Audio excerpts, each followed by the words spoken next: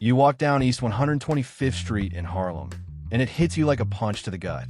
A man is crouched by a trash can, trying to light a cigarette with shaking hands. Behind him, a woman screams at a brick wall, swearing revenge on someone who doesn't exist. A baby stroller sits abandoned on the curb. No baby inside. You glance up, and there's a luxury high-rise above it all, silent, cold, spotless. Welcome to New York City's homeless hell, where even the police cross the street to avoid the truth. This isn't just about poverty. This is about a growing, festering wound that no one in power wants to look at. It's about a city that spends billions on homeless services while letting people rot under bridges. It's about cops who walk past overdosing addicts like it's just another Tuesday. And it's about how, in the richest city in the richest country on earth, survival is a game you're forced to play blindfolded and barefoot. If you've ever thought this crisis is too big to fix, stick with this video. You're about to see what they don't want you to see. And if you want more brutally honest stories like this one, hit that like button right now. It helps more than you think. Let's begin with something most New Yorkers already know, but pretend they don't. The official count says 4,000 people live unsheltered in the city. But ride the 2 train at 3 a.m., and that number feels like a joke. Try walking under the Williamsburg Bridge at night. You'll pass tents, makeshift huts, and eyes staring back at you from the shadows. The real number? No one knows, because no one is really looking, and no one wants to. Police officers have admitted, off the record, that some blocks are no-go zones. Places where they only show up if there's blood involved, and even then, only if someone calls twice. These aren't isolated pockets. Their entire neighborhoods are bleeding out quietly. Under the BQE in Brooklyn, one section was cleared 5 times in 2024 alone, and 5 times it came back. Why? Because these people aren't vanishing. They're just being moved like trash from corner to corner. The city calls it sweeping encampments, but sweeping implies the dirt goes somewhere. In reality, it's all still here, just more hidden, more angry, more desperate. And don't get it twisted, this isn't just a downtown problem. Homelessness has exploded in every borough. Staten Island, Queens, the Bronx. Walk past the Jamaica Center station and count how many people are sleeping against the wall before you reach the escalator. And here's the scariest part. There's no pattern. It's not just addicts or mentally ill. It's veterans. It's mothers. It's teenagers. One outreach worker said she met a college student living in his car while taking online classes at NYU. It's not just about where these people are sleeping. It's about where they can't. Shelters in NYC are broken on arrival. The Department of Homeless Services funnels billions into temporary housing that barely meets the definition of safe. Picture this: a 60-year-old man with a heart condition forced to share a room with 5 strangers, 2 of whom are in active psychosis, 1 high, and 1 selling pills. That's not housing. That's roulette with your life. And when people complain, they're written up and marked as non-compliant, which means they get blacklisted from better shelter options, if you can even call anything better anymore. You'd think the subway would be safer. It's public, lit, and always moving. But it's turned into a rotating shelter on wheels. On colder nights, entire subway cars are taken over by homeless riders.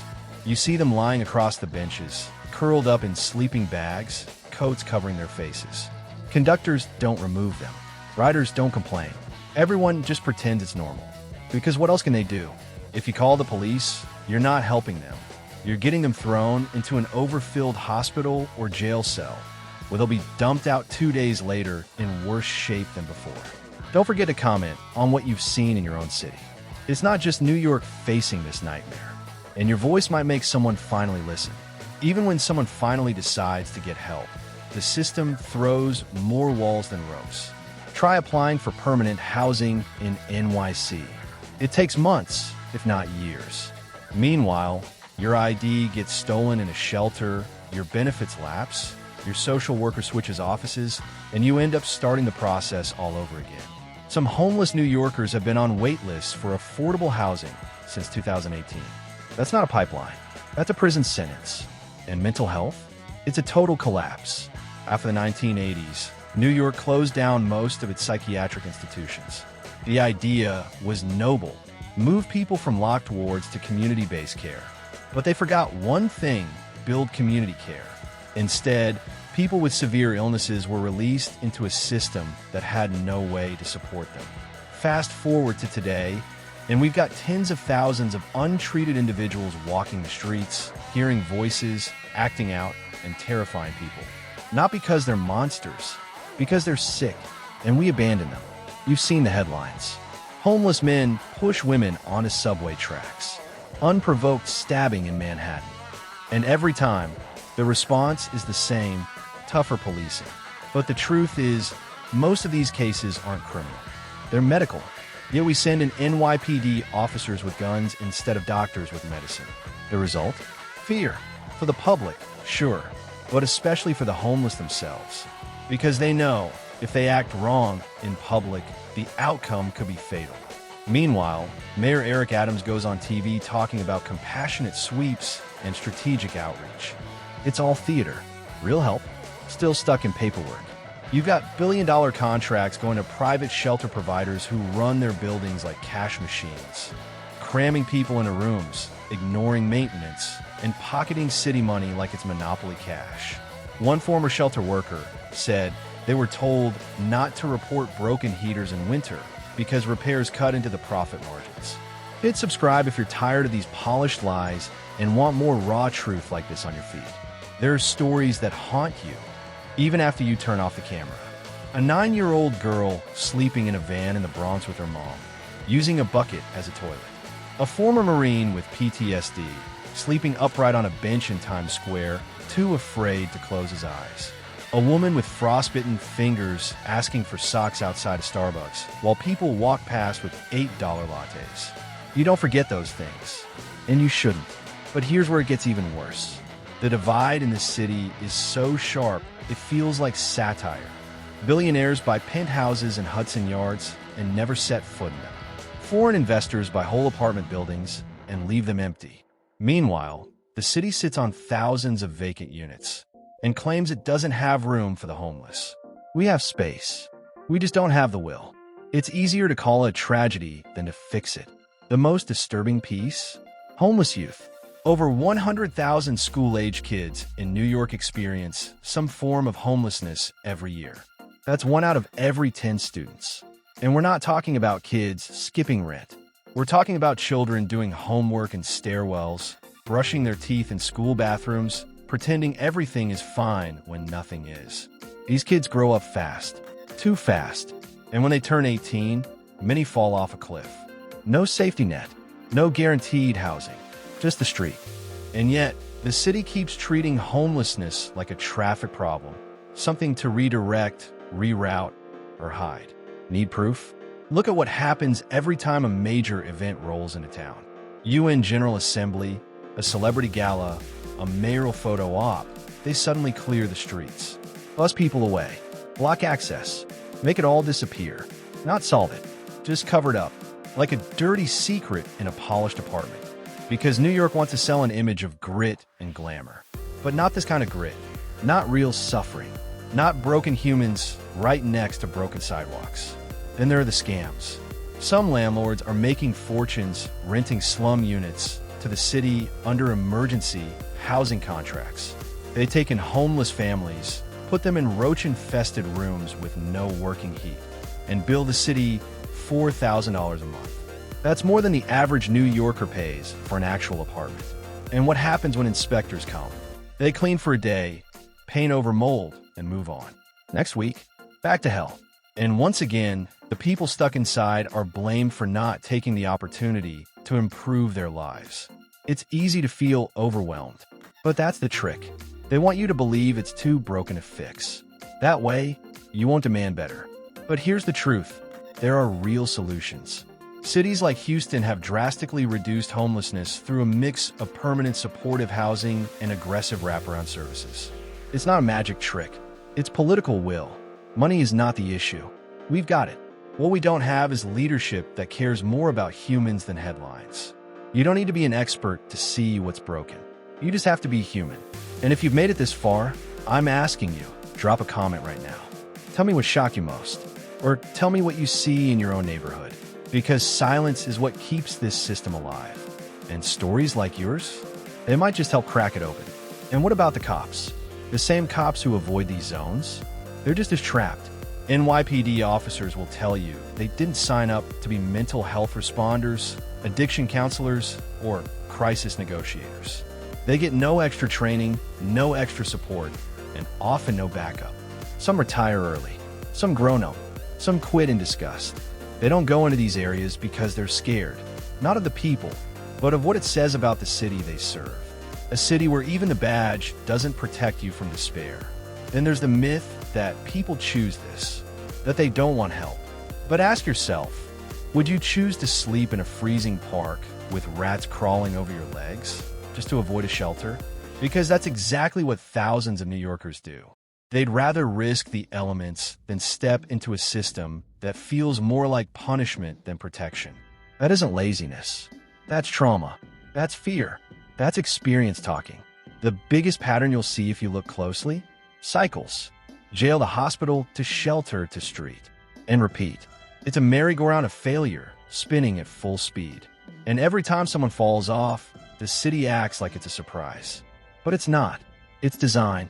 We created a system that waits for a collapse instead of preventing it. And then we blame the people who get crushed underneath. The real estate vultures circling this crisis aren't just waiting for collapse. They're profiting from it.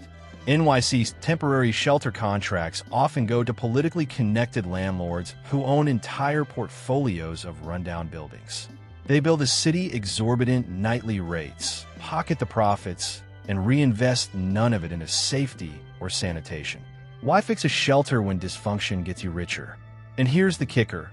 Many of these owners also own luxury properties on the same block. It's homelessness as business model, and they're thriving. People often ask, why don't they just get a job? The answer isn't laziness. It's logistics.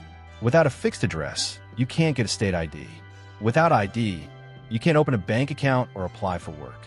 Without clean clothes, consistent sleep, or a safe place to leave your things, you're basically locked out of the workforce. So when someone's standing outside at Dwayne Reed asking for change, remember, it's not about will. It's about walls. An NYC system is built like a fortress designed to keep them out. Addiction is a massive piece of this puzzle, but rarely talked about with nuance. Many unhoused people use drugs not to escape life, but to survive it. Fentanyl, heroin, even synthetic cannabinoids are often cheaper and more accessible than shelter beds. That's not a moral failure. That's a policy failure. And when someone finally decides to get clean, good luck. NYC's detox centers are overbooked, underfunded, and have wait lists longer than most people stay alive. This isn't a crisis. It's a graveyard with a revolving door. Here's another layer no one talks about: climate. In winter, frostbite claims toes. In summer, heat stroke takes lives. NYC experiences over 50 deaths annually due to exposure alone among the unhoused. Imagine that. In a city with more billionaires than any other on Earth, people are freezing to death on public sidewalks. One January night in 2024, 3 people died within 2 miles of Times Square. Not from violence, from cold. And yet, warming centers close at 8 p.m., and outreach vans run out of blankets by sunset.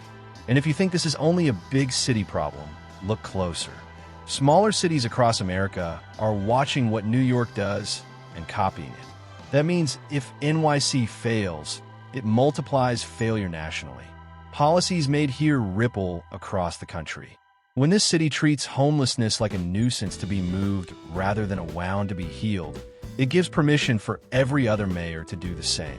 NYC isn't just a battleground, it's a blueprint, and the wrong one is being exported. Now here's something that doesn't get headlines, but should. When housed people get priced out, evictions follow. And just 2 missed paychecks can turn stability into collapse. You don't wake up homeless. You fall into it. One lost job, one medical bill, one abusive partner you finally leave. And suddenly, you're at the mercy of a system that sees you as a statistic, not a person. That's why so many of NYC's homeless aren't addicts or criminals. They're survivors. Just one disaster away from being forgotten. If there's a glimmer of hope, It's this: mutual aid.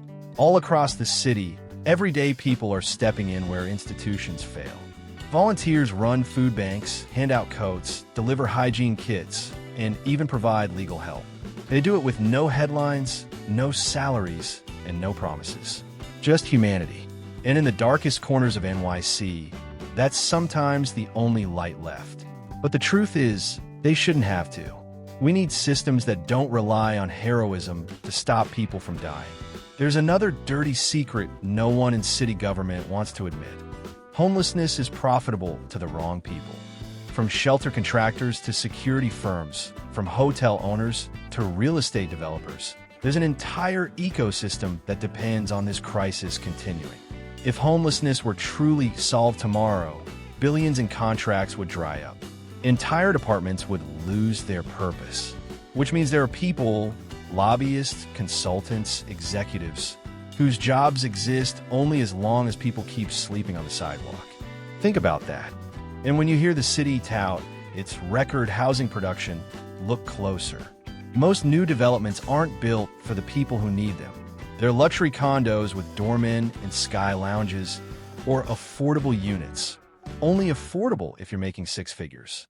Meanwhile, the people freezing under scaffolding get nothing but broken promises and waiting lists. Zoning laws and tax loopholes keep the rich richer and the rest locked out. It's not a housing shortage. It's a housing priority problem.